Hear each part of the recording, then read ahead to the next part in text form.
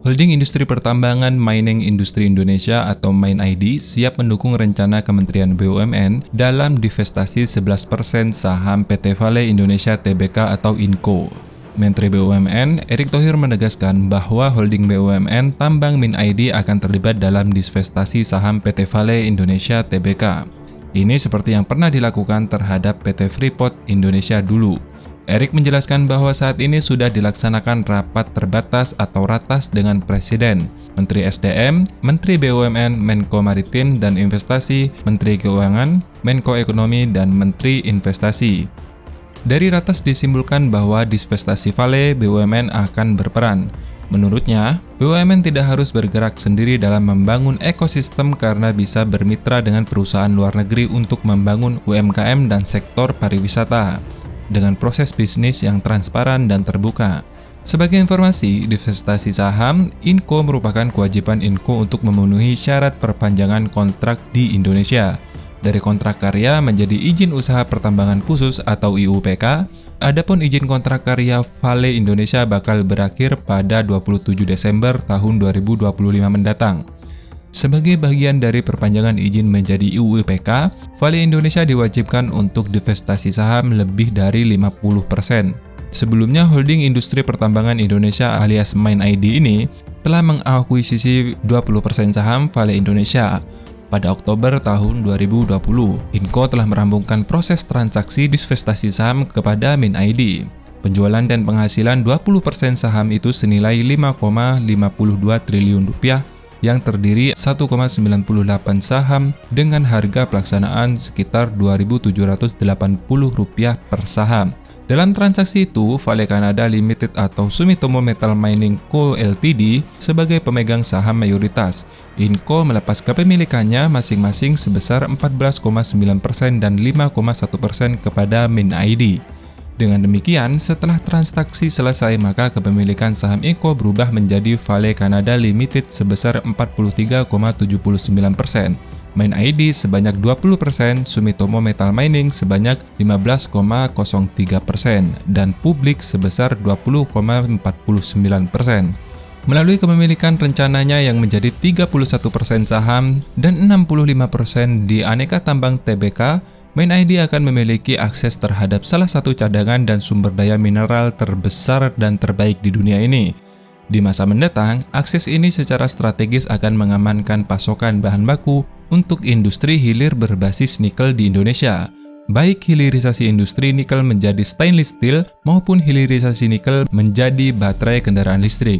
Dengan adanya ekosistem dari hulu hingga hilir, Erick mengatakan bisa menyaingi perusahaan global sehingga tak hanya sumber daya dan pasarnya saja yang dikeruk, melainkan bisa punya standarisasi sendiri. Adapun MIND juga resmi menggenggam saham PT FI sebanyak 51% saham pada 21 Desember 2018. Saat itu, proses pengambilan perusahaan pertambangan yang telah beroperasi sejak 1973 ini dipastikan telah selesai seluruhnya. Jadi sudah ada ratas bersama Bapak Presiden, dipimpin langsung, ada Menteri SDM, ada saya, ada Menko Marinvest, ada Menq, ada Menko Ekonomi, ada Menteri Investasi, bahwa divestasi Vale BUMN akan berperan, seperti dulu Freeport. Sama seperti Freeport kemarin, setelah didivestasi, memperbaiki yang namanya kinerja keuangan kita, dan Freeport mau menjadi ekosistem kita dengan contoh membangun smelter. Bahkan kita uji coba yang namanya 5G mining di Freeport, pertama di Asia Tenggara. Nah ini Vale pun menjadi sesuatu yang menarik, karena ingat tadi, dalam membangun ekosistem itu BUMN tidak harus BUMN sendiri, bisa juga dengan berpartner dengan luar negeri, membangun UMKM dan private sector. Vale menjadi bagian penting buat kita. Karena kenapa? Indonesia salah satu negara yang memproduksi nikel, gitu ya. Nah, lalu IBC gimana? Sama, IBC itu ekosistem. Kenapa pemegang sahamnya MIND, Pertamina, sama PLN? Ada alasannya. Contoh yang paling gampang, nih contoh paling gampang. Coba colokan listrik ada berapa macam? Nah, ada bulat, ada gepeng, ada tiga, ada macam-macam. Kebayang nggak? Ya, kalau kita tidak bisa membangun ekosistem kita. Berapa colokan itu tuh ke mobil-mobil listrik dan motor listrik. Artinya apa? Kan kalau market kita bisa, kita harus standarisasi dong. Supaya apa? Supaya mobil-mobil yang dibangun oleh nanti anak muda Indonesia, kalau kita tidak standarisasi nanti, yang dimana ke depan pembangunan mobil listrik itu bisa micro factory, jadi satu pabrik itu cukup membangun 10.000 mobil, sudah visible. Saya sudah lihat varian di Inggris. Artinya apa? Nanti bisa kreator-kreator Indonesia membangun mobil-mobil listrik versi Indonesia dengan merek Indonesia. Tapi apa? Yang nanti dibunuh mereka ketika standarisasinya harus mengikuti standarisasi yang dibentuk. Itu poinnya. Nyampe ya?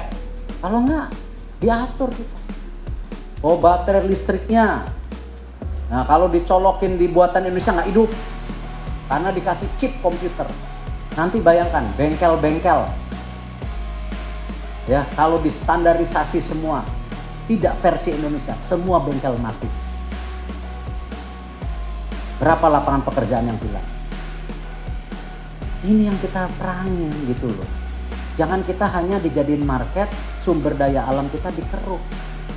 Kita jangan innocent gitu loh.